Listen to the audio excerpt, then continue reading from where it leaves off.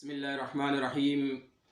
عن أبي هريرة رضي الله تعالى عنه قال رسول الله صلى الله عليه وسلم: إذا دخل رمضان فتحت أبواب السماء، وفي رواية فتحت أبواب الجنة، وغلقت أبواب جهنم وسلسلة الشياطين، وفي رواية وفتحت أبواب الرحمة، أو كما قال عليه الصلاة والسلام.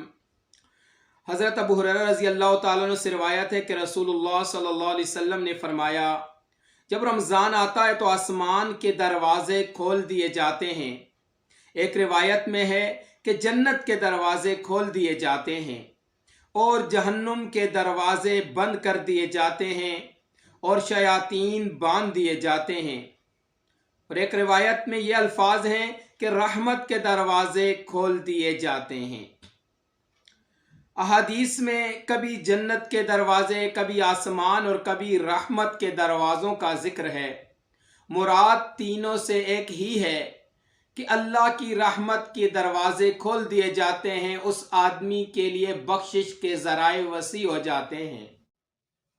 نبی علیہ الصلوۃ والسلام کا معمول تھا کہ رمضان کے آغاز میں لوگوں کو خطبہ ارشاد فرمایا کرتے تھے۔ انہی خطبوں میں سے ایک یہ خطبہ بھی ہے کہ جس کے اندر نبی علیہ الصلوۃ والسلام نے رمضان کی فضیلت کو بیان فرمایا کہ جب رمضان کا مہینہ آتا ہے تو جنت کے دروازے کھول دیے جاتے ہیں اور جہنم کے دروازے بند کر دیے جاتے ہیں اور شیاطین کو جکڑ لیا جاتا ہے۔ جنت کے دروازے کھولنے سے اشارہ فرما دیا کہ جب رمضان کا مہینہ آ جاتا ہے تو تمہارے لیے جنت حاصل کرنا انتہائی زیادہ آسان ہو جاتا ہے۔ چاہے تم روزے کے دروازے سے جنت میں داخل ہو جاؤ، چاہے قرآن کے دروازے سے جنت میں داخل ہو، چاہے صدقہ اور خیرات کے دروازے سے جنت میں داخل ہو جاؤ، یا اسی طرح برائیوں اور منکرات سے اجتناب کر کے اطاعت کے طریقے پر جنت میں داخل ہو جاؤ۔ رمضان نیکیوں کا موسم بہار ہے۔ باقی ایام میں بھی اللہ تعالیٰ ایک نیکی کا اجر 10 سے 700 گنا تک بڑھا کر عطا فرماتا ہے۔ یعنی وہ کریم ذات کے جب ایک انسان گناہ کرتا ہے تو اس کے بدلے میں اس کے نامہ اعمال میں ایک ہی گناہ لکھا جاتا ہے، لیکن جب ایک انسان نیکی کرتا ہے تو وہ غفور الرحیم ذات 10 سے لے کر 700 گنا تک اس کا اجر بڑھا دیتا ہے، دگنا فرما دیتا ہے۔ لیکن اس کے مقابلے میں رمضان کے اندر ہر ایک نیکی کا اجر بے حساب ہوتا ہے، اس لیے رمضان کو نیکیوں کا موسم بہار قرار دیا گیا۔ رمضان میں نیکیوں کا اجر اسی طرح زیادہ ہوتا ہے جس طرح عام دنوں کے مقابلے میں بارش کے ایام میں ہر طرف سبزہ ہی سبزہ ہوتا ہے، اسی طرح رمضان کے اندر انسان کی نیکیوں کا اجر بھی بے بہا ہے، اس کی کوئی انتہا نہیں ہے۔ اس لیے تو ایک مقام پر نبی علیہ السلام فرماتے ہیں، حدیث کا مفہوم ہے، اللہ تعالیٰ فرماتے ہیں کہ روزہ میرے لیے ہے اور اس کی جزا میں خود ہوں۔ یعنی باقی دنوں کے اعمال کا تو حساب ہے، لیکن رمضان کے اندر کیے ہوئے نیک اعمال کے اجر کا کوئی حساب نہیں، وہ رب تعالیٰ جتنا چاہے وہ عطا فرمائے گا۔ اس لیے اللہ تعالیٰ نے فرمایا کہ اس کی جزا میں خود ہوں۔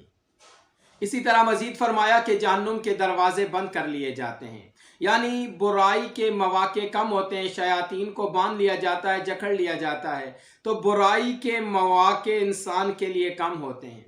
ایک پورے کا پورا معاشرہ جب اچھائی کے اوپر چل رہا ہے، اللہ کی اطاعت اور بندگی بجا لا رہا ہے، اور اللہ تعالیٰ کی اطاعت میں حلال چیزوں سے بھی اپنے آپ کو روک لیتا ہے کہ جب تک اللہ کا حکم نہیں وہ حلال چیزوں کو بھی استعمال نہیں کرتا، وہ حلال چیز کو بھی نہیں کھاتا، پیاس سے نڈھال ہے، بھوک سے بدحال ہے، لیکن اس کے باوجود جب تک اللہ کا حکم نہیں وہ کسی چیز کو اپنے منہ کے قریب بھی نہیں لے جاتا۔